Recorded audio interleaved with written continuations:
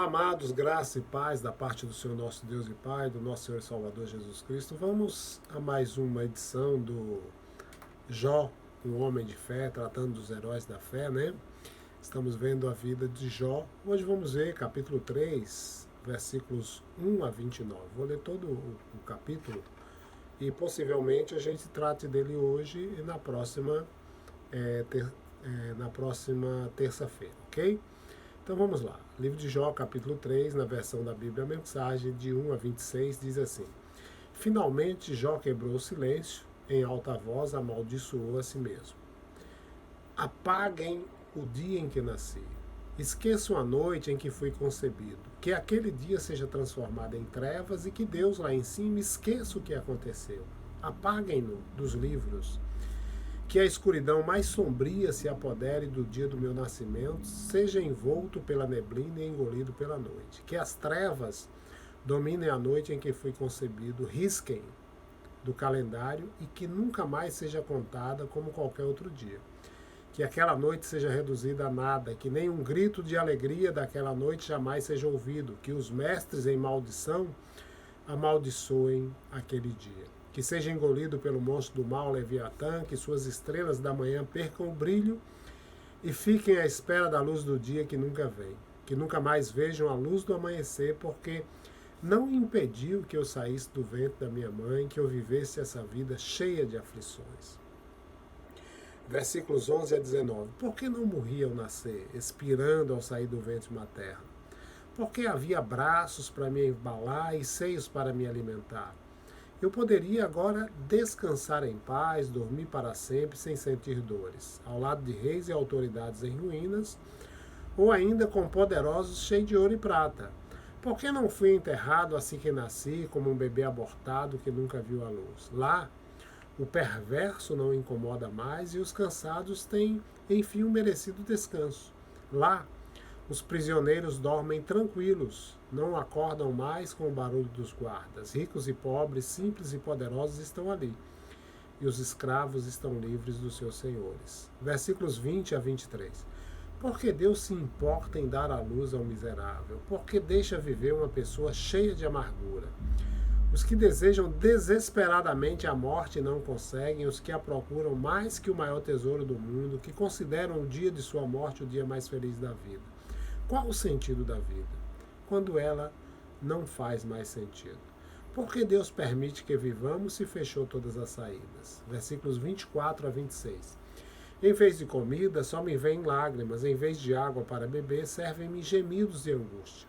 O pior dos meus medos tornou-se realidade. O que eu mais temia aconteceu. Meu repouso é perturbado, a minha paz está destruída, nenhum descanso me restou. A morte invadiu a vida. Temos aqui, amados, uma crua, uma dura realidade. Que o Senhor aplique essa palavra ao meu coração e ao seu coração e que possamos refletir, não é, sobre nossa dependência do Senhor. Imaginemos se a narrativa do livro de Jó fosse um filme no qual você hoje à noite pudesse assistir, né, com sua família, seja na Netflix, na Amazon Prime, na Sky.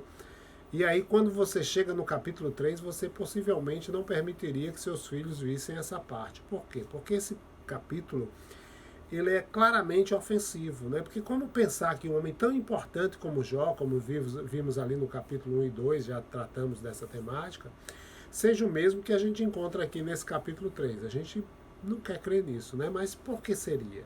Lembram da mensagem do último domingo, vocês da Igreja Batista da Colina e outros irmãos que ouviram, falamos sobre sofrimento e glória, né, momentos de ceia? Pois é, né?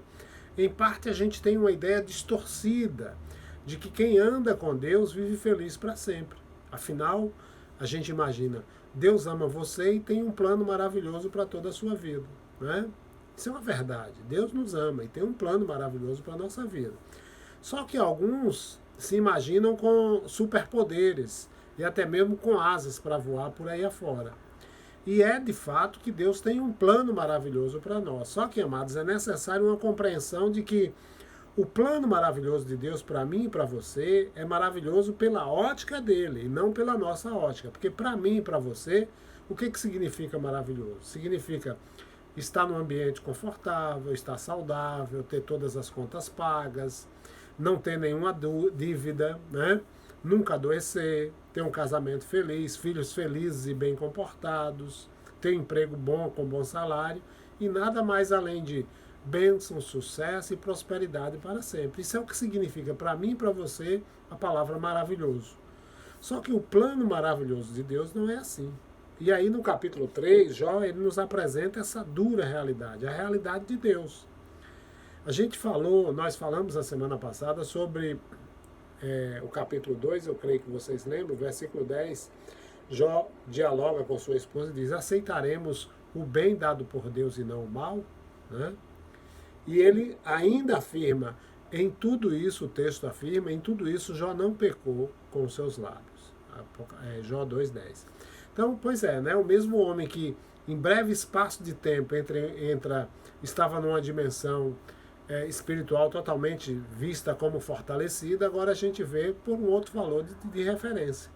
E é por isso que Jó nos deixa, em relação ao capítulo 3, né, um pouco desconfortável. Só que a gente não quer, amados, que o nosso herói pense ou fale como está falando. A gente nunca deseja que alguém que está passando por infortúnio se lamente, né? Mas a ideia é que a gente pensa, poxa, não está parecendo um homem de Deus. Tem até a audácia de dizer aqui no versículo 25 que lemos, não tenho paz, não tenho descanso, somente quietação.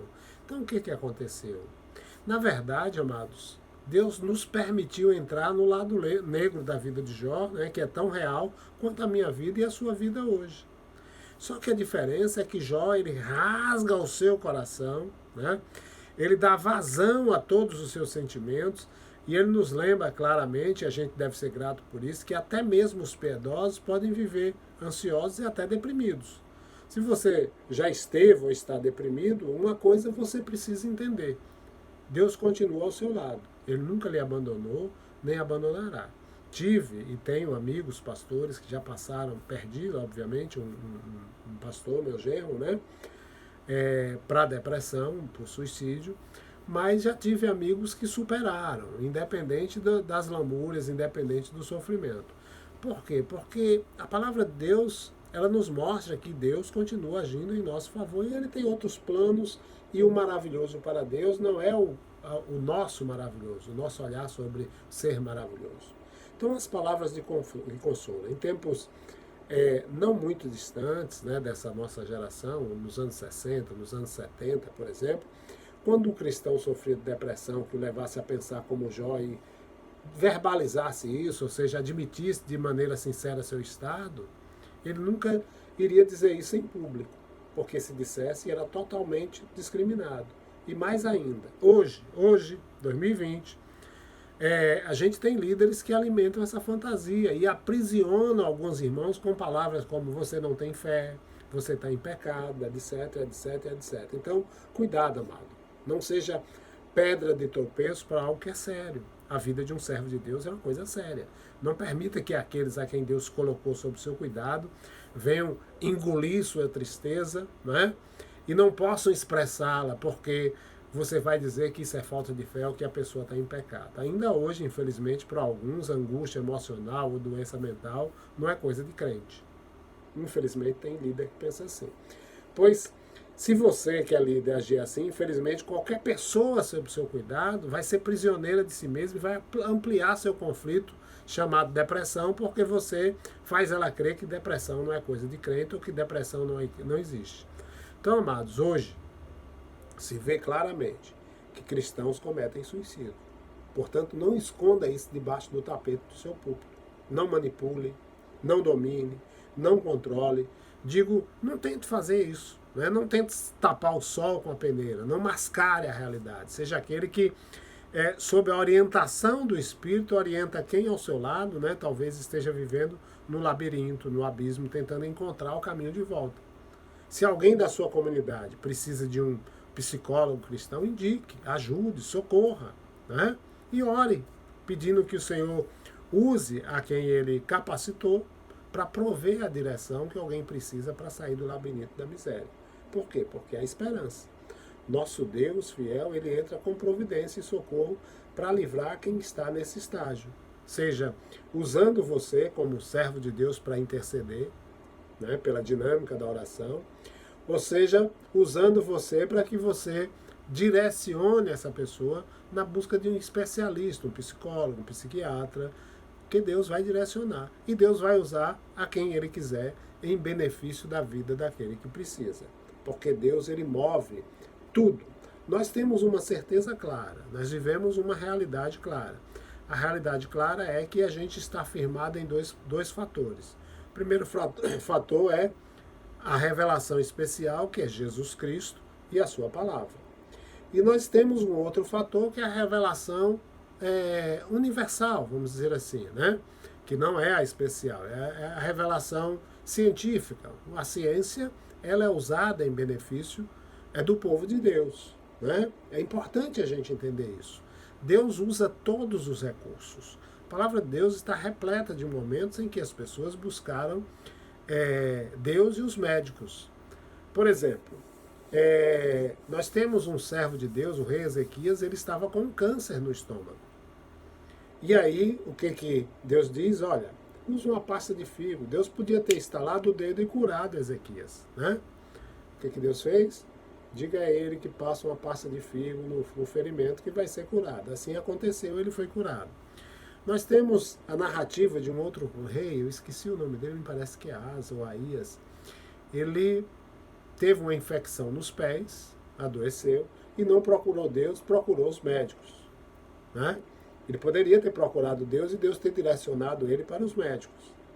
Nós temos uma outra narrativa, que é a mulher com o fluxo de sangue, em que Jesus, o texto mostra que ela gastou todos os seus recursos com a medicina. Mas em um dado momento ela procura Jesus e Jesus a cura. Então, existem várias formas de Deus agir. Seja pelo uso do medicamento natural, seja pelo uso da medicina em si, ou seja pelo uso do sobrenatural, porque Deus é mestre em agir. E Ele age como Ele quer, quando quer e com o propósito para o qual Ele tem. Portanto, nosso Deus é fiel e Ele entra com providência independente de como Ele entra. Certo é que a gente, como líder, a gente tem que estar atento aos sinais de Deus.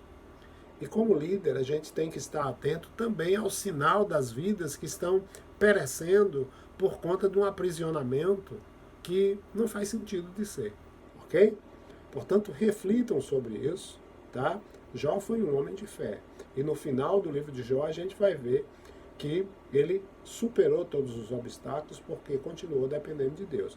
Mas aqui no capítulo 3, a gente vai continuar falando sobre esse capítulo 3, né?